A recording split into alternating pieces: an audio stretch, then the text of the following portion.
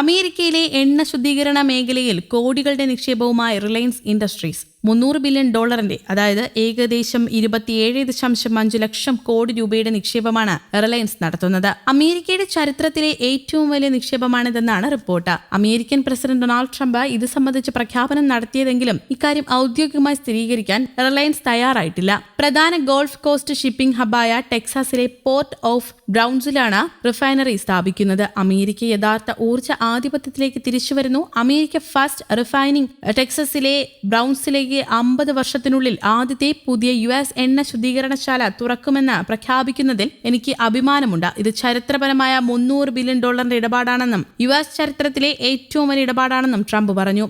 ഈ വമ്പിച്ച നിക്ഷേപത്തിന് ഇന്ത്യയിലെ ഞങ്ങളുടെ പങ്കാളികൾക്കും അവരുടെ ഏറ്റവും വലിയ സ്വകാര്യ ഉടമസ്ഥതയിലുള്ള എനർജി കമ്പനിയായ റിലയൻസിനും നന്ദിയെന്നും ട്രംപ് കുറിച്ചു. ഊർജ്ജ ഉൽപാദനം കൂട്ടുക, ദേശീയ സുരക്ഷ ശക്തമാക്കുക, തൊഴിലവസരങ്ങൾ സൃഷ്ടിക്കുക തുടങ്ങിയവയാണ് പദ്ധതിയുടെ ലക്ഷ്യങ്ങൾ. ലോകത്തിലെ ഏറ്റവും മികച്ച സംസ്കരണശാലയായിരിക്കും ഇതെന്നാണ് അവകാശവാദം. America first refinery, Reliance industries എന്നിവയുടെ പങ്കാളിത്തത്തോടെയാണ് പദ്ധതി നടപ്പാക്കുന്നത്. പദ്ധതിക്ക് അമേരിക്കയുടെ സമ്പദ് വ്യവസ്ഥയിലും ആഗോള ഊർജ്ജ വിപണിയിലും വൻ സ്വാധീനം ചെലുത്താൻ കഴിയുമെന്നാണ് പ്രതീക്ഷ.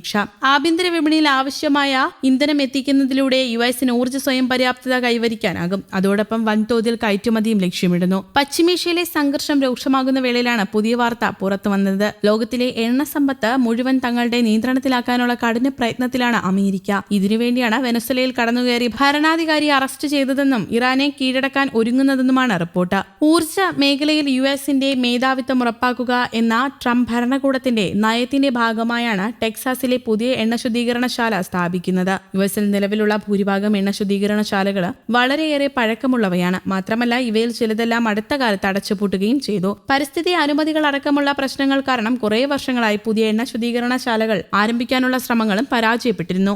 ഇതിനിടയിലാണ് ടെക്സാസിലെ എല്ലാ അനുമതികളും നേടി പുതിയ എണ്ണ ശുദ്ധീകരണശാല വരുന്നത്. ഇറാനുമായുള്ള യുദ്ധത്തെ തുടർന്ന് എണ്ണവില കുത്തനെ കൂടുന്നതിനിടെയാണ് ട്രംപിന്റെ പുതിയ പ്രഖ്യാപനമെന്നതും ശ്രദ്ധേയം. അതേസമയം ഹോർമൂസ് കടലിടുക്ക് വഴിയുള്ള വിതരണം തടസ്സപ്പെട്ടതോടെ അധിക ഡീസൽ വിതരണത്തിനായി ഇന്ത്യയെ സമീപിച്ച് ബംഗ്ലാദേശ് രംഗത്തെത്തിയിരുന്നു. മാർച്ച് മുതൽ ജൂൺ വരെ 50,000 മെട്രിക് ടൺ ഡീസലാണ് ബംഗ്ലാദേശ് ഇന്ത്യയോട് ഔദ്യോഗികമായി ആവശ്യപ്പെട്ടിട്ടുള്ളത്. പശ്ചിമേഷ്യൻ സംഘർഷത്തിന്റെ പശ്ചാത്തലത്തിൽ രാജ്യത്തെ എണ്ണ റിസർവ് സുസ്ഥിരപ്പെടുത്താനും ക്ഷാമം തടയാനുമാണ് ഈ നടപടി. മാർച്ച് 9 ബംഗ്ലാദേശ് ധനകാര്യമന്ത്രി അമീർ ഖസ്റൂ മഹമ്മൂദ് ചൌധരിയും ബംഗ്ലാദേശിലെ ഇന്ത്യൻ ഹൈക്കമ്മീഷണർ പ്രണയ് വർമ്മയും തമ്മിൽ നടന്ന കൂടിക്കാഴ്ചയിലാണ് ഡീസൽ അഭ്യർത്ഥിച്ചതെന്ന് റിപ്പോർട്ട് ചെയ്യുന്നു. നേരത്തെ തന്നെ ഇന്ത്യയുമായി ബംഗ്ലാദേശിന് ഡീസൽ വിതരണത്തിന് കരാറുണ്ട്. കരാറിന്റെ ഭാഗമായി നുമലിഗഡ് റിഫൈനറിയിൽ നിന്നുള്ള പൈപ്പ് ലൈൻ വഴി 5000 മെട്രിക് ടൺ ഡീസൽ ഇന്ത്യ ബംഗ്ലാദേശിന് കൈമാറിയിട്ടുണ്ട്.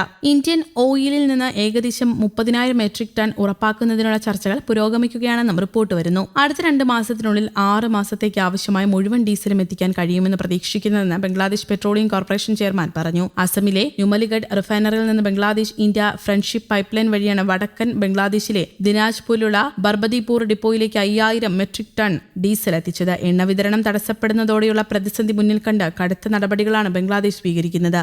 News desk, Kerala Kaumudi.